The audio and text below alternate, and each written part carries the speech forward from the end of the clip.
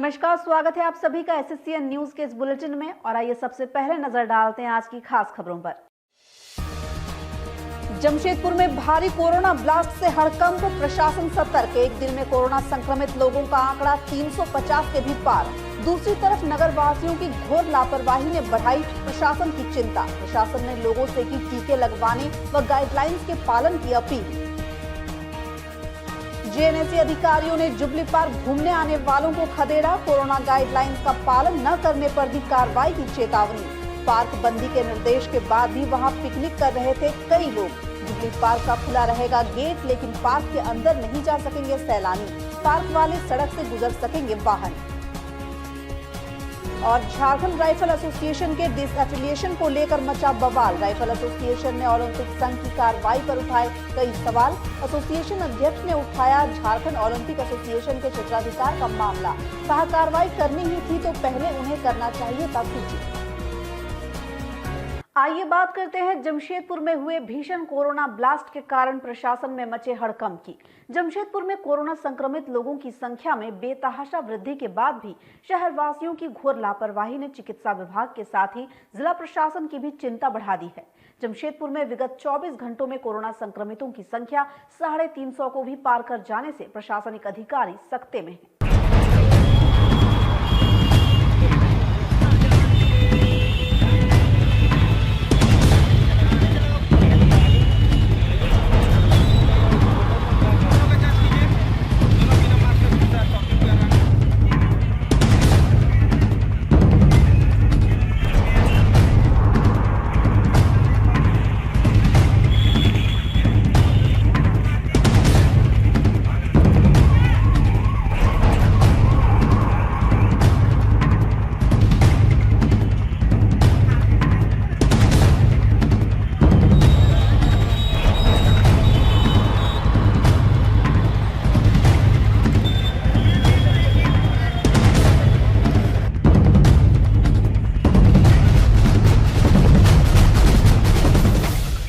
जमशेदपुर शहर में कोरोना का कहर बड़ी तेजी से बढ़ता दिख रहा है। जहां आज शहर में हुए कोरोना ब्लास्ट में एक ही दिन में 350 से अधिक लोग कोरोना पॉजिटिव पाए गए हैं।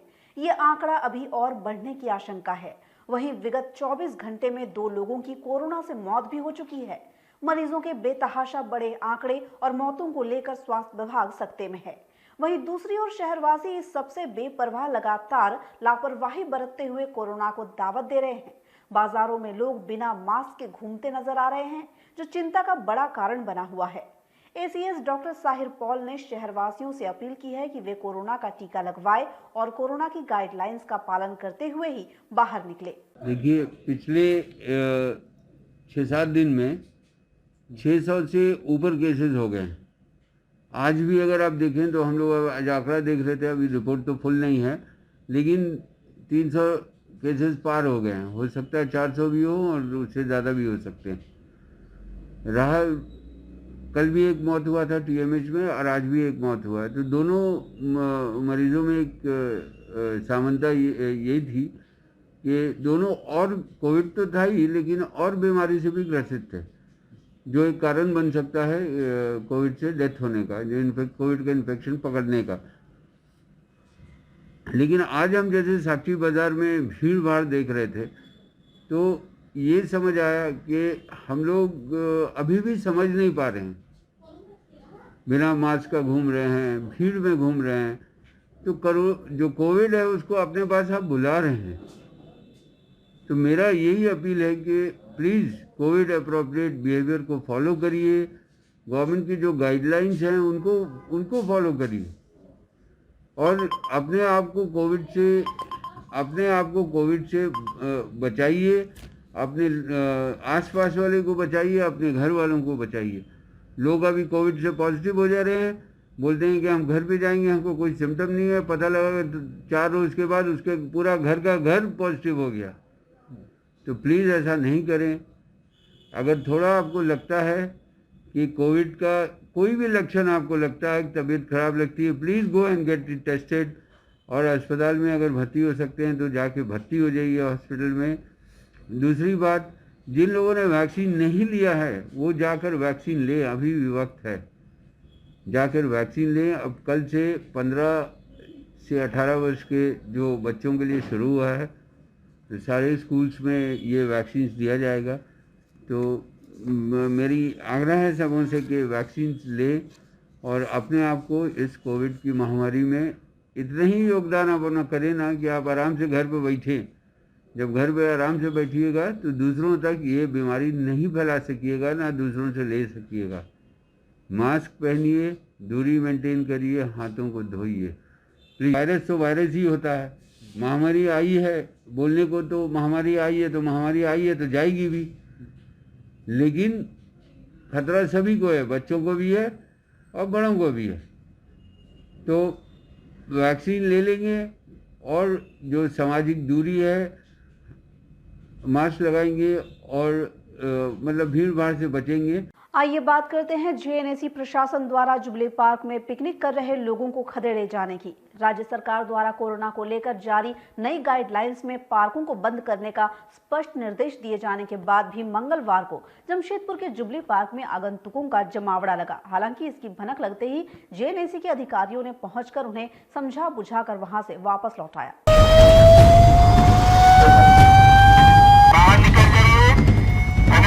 कार्रवाई की जा सकती है। इस केस में अगर आप यहाँ पार्क में घुसते पाए जाएंगे, आप पर कार्रवाई हो सकती है। मना है तो फिर बात समझ लीजिए, पुलिस पकड़ के ले जाएगी अभी।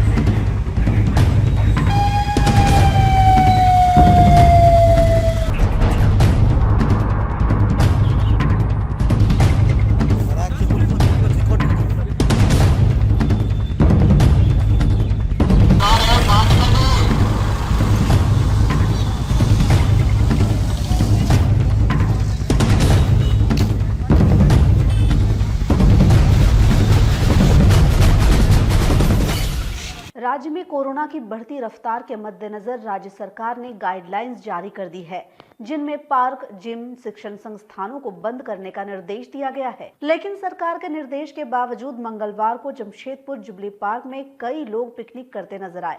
इसकी भनक लगते ही सारी गतिविधियों पर पैनी नजर रख रहे जमशेदपुर नोटिफाइड एरिया के अधिकारियों ने वहां पहुंचकर पिकनिक कर रहे लोगों को समझा बुझाकर वापस लौटाया। उन्होंने कहा कि आज पहला दिन है, लेकिन आज के बाद भी अगर लोग नहीं माने तो उन पर वैधानिक कार्रवाई की जाएगी। बता दें कि जुबली पार्क का मुख्य गेट खुला होने के कारण लोग पार्क में जा रहे हैं। कयास लगाया जा रहा है कि बहुत जल्द पार्क में बैरिकेडिंग कर दी जाएगी, क्योंकि मुख्य द्वार को बंद कर देने से आम रास्ता बंद हो जाएगा और आने जाने वालों को परेशानी होगी। फिलहाल पार्क में कोई प्रवेश न करे, इसके लिए स्थानीय प्रशासन घेराबंदी की व्यवस्था कर सकता है।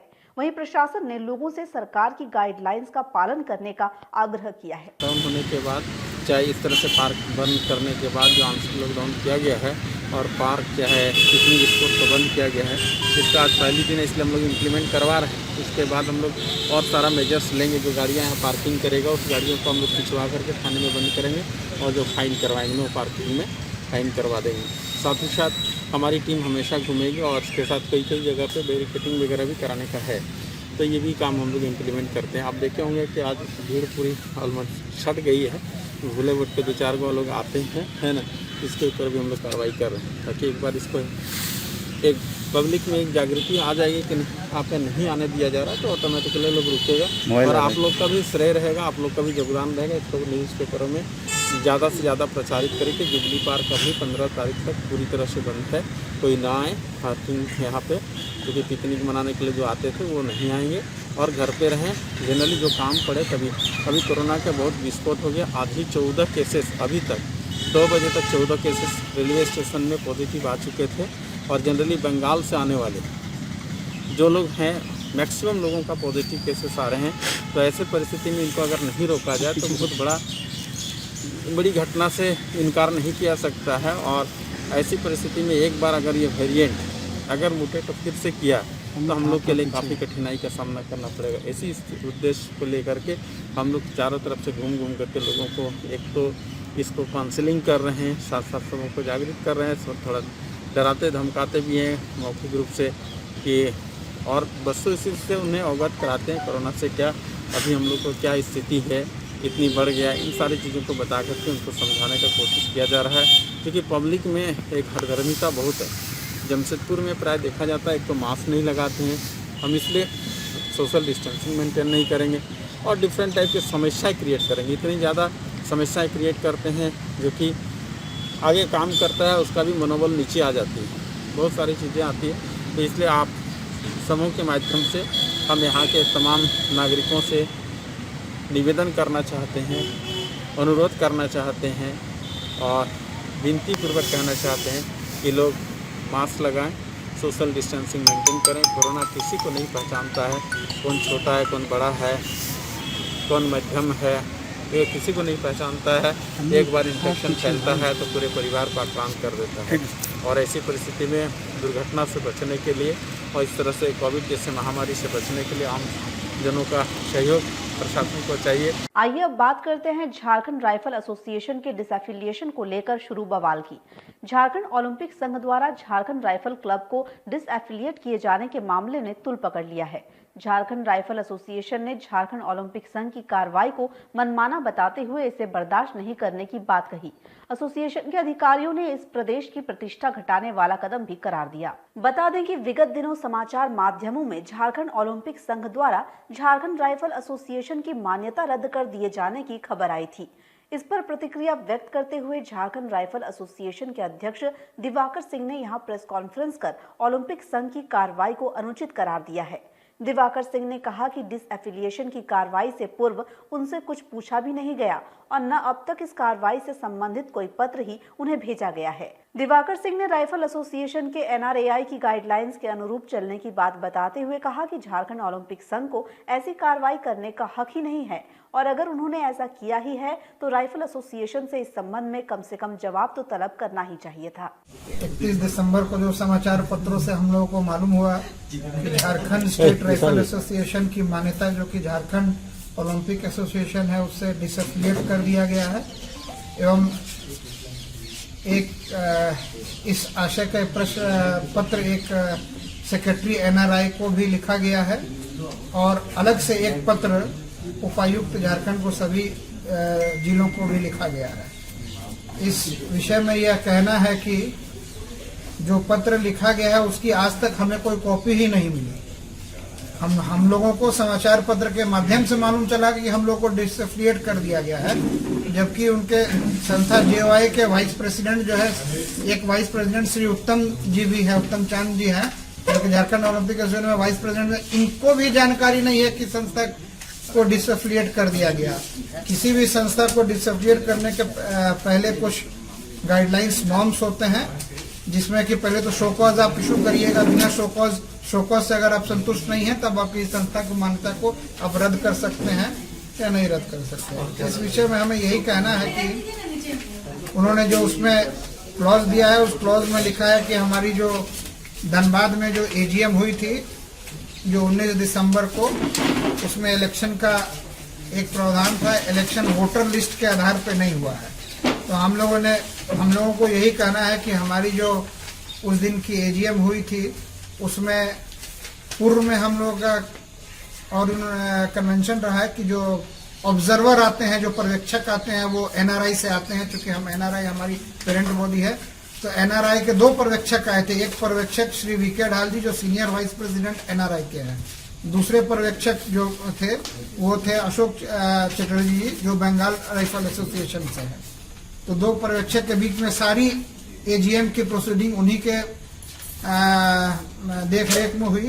फिर जब मैटर इलेक्शन का आया तो उन लोगों ने कहा कि आप इलेक्शन चाहते हैं, या तो हम लोग कहा कि अगर कंसेंसस बन जाए तो ये सिलेक्शन या कंसेंसस एक होता है तो इलेक्शन की जरूरत नहीं होगी। तो उसमें हम लोगों ने कंसेंसस किया, कंसेंसस करके एक कमेटी का हम लोगों ने गठित किया जिसमें कि नया पदाधिकारी सारे चुन के आए हैं। और अब बात करते हैं काशीडीह की महिला द्वारा सांची थाना में गुहार लगाए जाने की। जमशेदपुर के सांची थाना अंतर्गत काशीडीह लाइन नंबर 3 निवासी सुमन कुमारी ने मंगलवार को सांची थाना पहुंचकर न्याय की गुहार लगाई।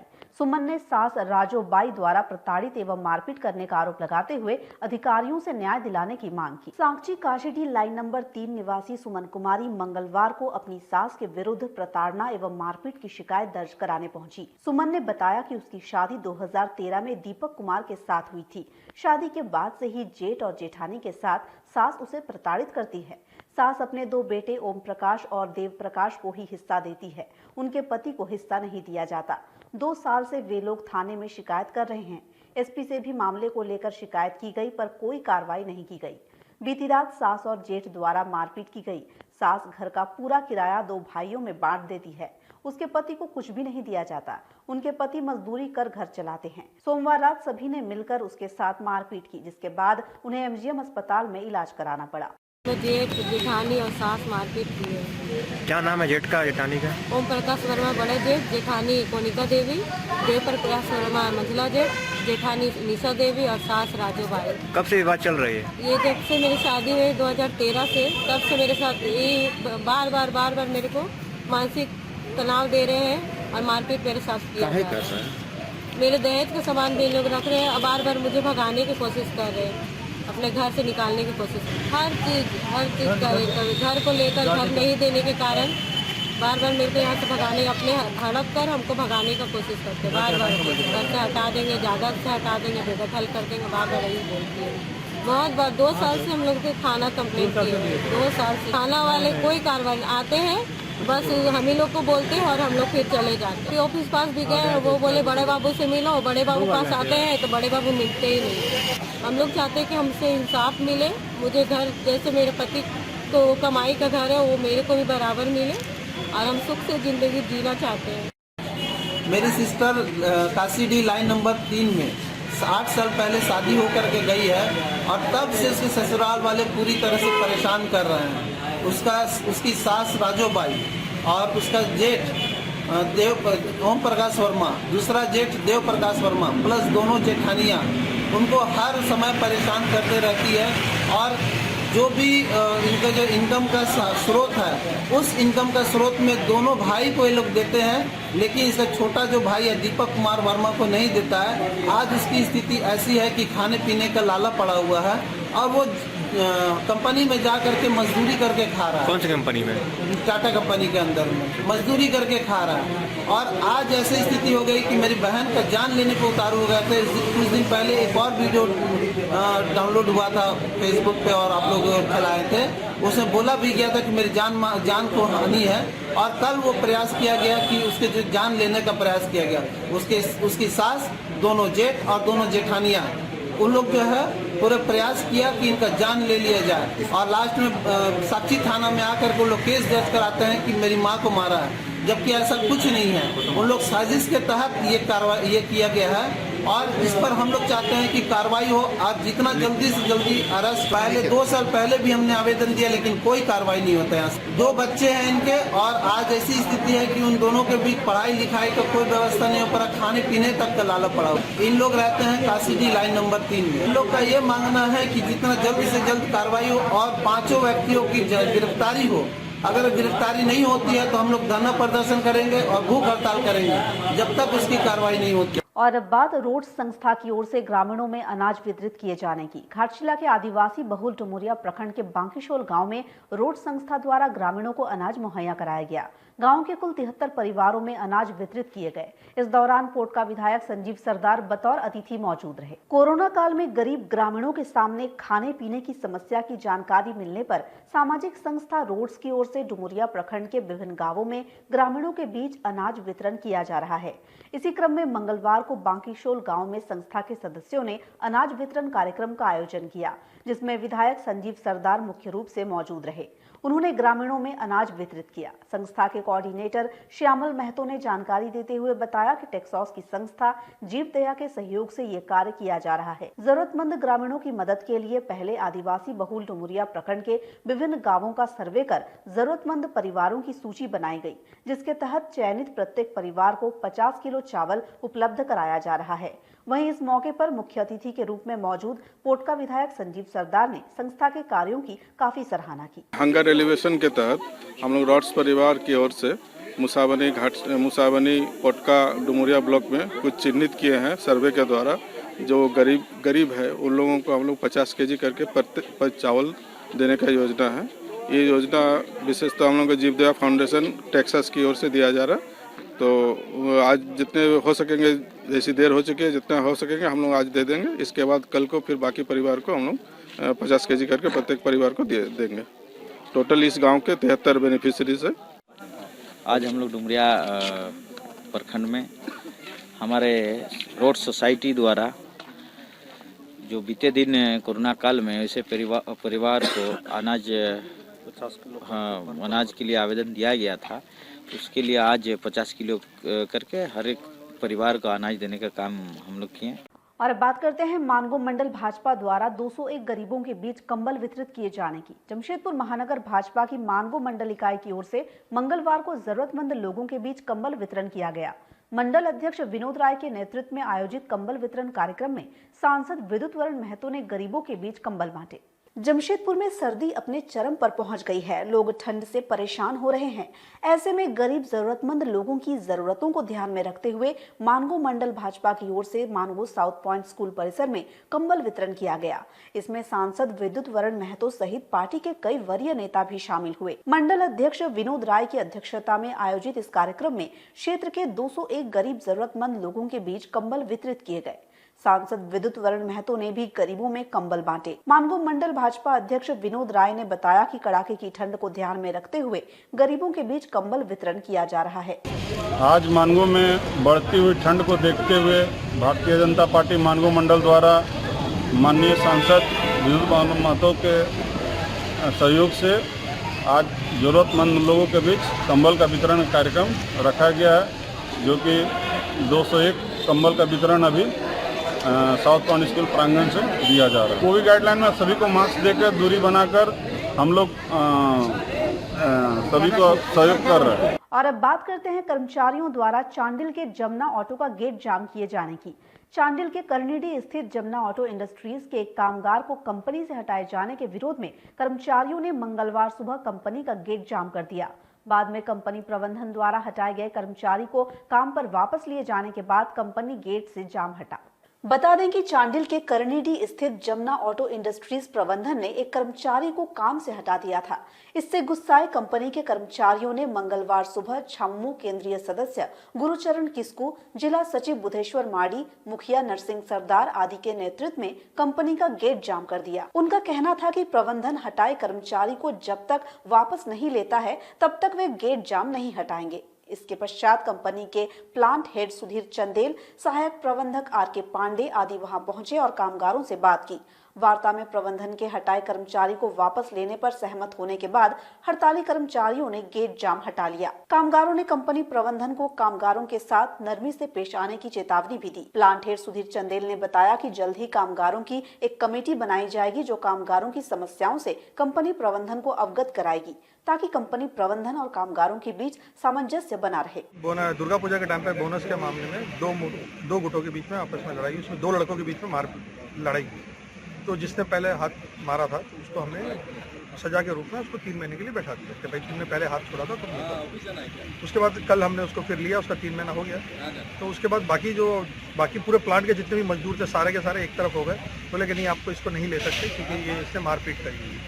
तो हमने बहुत समझाने की कोशिश करी लेकिन नहीं माना, उन लोगों ने काम बंद कर दिया। तो फिर हमने बोला कि ठीक है, हम इसको फिर कहीं बाहर काम पे दे देंगे क्योंकि गरीब आदमी रोजी रोटी उसकी भी नहीं छीननी चाहिए, तो हम उसको कहीं बाहर काम पे दे देंगे। ये करके उन्होंने कल फिर शाम को काम शुरू कर लिया। लेकिन आज सुबह गांव वालों ने आके गेट जाम किया। तो उनका मानना था कि नहीं, हमें वो बंदे को आप नौकरी पे लेंगे तो यहीं लेना होगा प्लांट के अंदर और कहीं नहीं लेना पड़ेगा। तो ये बेसिकली प्लांट की लड़ाई होकर 2 गाँव के बीच की जैसी हो गई। तो वो लड़का सलगाड़ी का था, ये कारनीडी का था। तो उस मुद्दे के ऊपर फिर वो ईगो इशू आ गए। फिर आज मामा जी आए और माड़ी जी आए और बाकी नेता लोग वगैरह सब आए। तो उन लोगों ने फिर दोनों के बीच में समझौता किया, दोनों को आपस में हाथ मिलाया, दोनों से गले मिलवाया कि आपसी लड़ाई होती रहती है लेकिन इस तरीके से मत करो। जो हम चाह रहे थे 3 महीनों में आपसी में हो जाए, जो नहीं हुआ तो इनके इंटरवेंशन से, इनके माध्यम से फिर ये काम हो गया। तो इस प्रकार से फिर अभी समझौता हो गया और एक एग्रीमेंट भी लिख लिया गया कि आगे से अगर इस तरीके से कुछ भी होता है तो हम उसके ऊपर पूरी कार्रवाई करी जाएगी। हर तरीके से करने के लिए हम लोग स्वैच्छिक हम किसी को कुछ भी कर सकेंगे और उसमें फिर ये वर्कर्स वगैरह कोई बीच में इन्वॉल्वमेंट नहीं होगा। जो नियम कानून होता है इंडस्ट्रियल लॉ, उसके अगेंस्ट में फिर ये कार्रवाई। वहीं गेट जाम का नेतृत्व कर रहे मुखिया नरसिंह सरदार ने कंपनी प्रबंधन पर जमींदाता रैयत कर्मचारियों को प्रताड़ित करने का आरोप लगाते हुए कहा कि इसी के विरोध में आज गेट जाम किया गया था। आज हम लोग जमुना ऑटो गेट जाम किए थे क्योंकि आज 3 महीना पहले वरुण तंतुबाई एवं संदीप कुंभकार दोनों में कंपनी के अंदर बोनस के लिए इन लोग का थोड़ा हाथापाई हुआ था। तो इसके चलते वरुण तंतुबाई को काम से बैठा दिया गया। तो क्या हुआ कि वरुण तंतुबाई पहले भी हम लोग को गाँव वाला को भी बोले, हमको भी बोला है। हम लोग कंपनी का अंदर 3 बार हम लोग बैठक भी कर चुके हैं। कंपनी को बोल भी दिए कि भाई इसको काम में लगाए, गरीब लड़का है कहाँ जाएगा। जब उनका ज़मीन यहाँ गया है फैक्ट्री में तो उसको तो काम में लगाना चाहिए। तो यहाँ का जो प्रबंधक है इसका लापरवाही है। जब हम लोग पहले भी बोल चुके तो उसको लगाना चाहिए, नहीं लगाया। कल वरुण तंतुबाई को बुलाया गया था काम में, काम कर रहा था।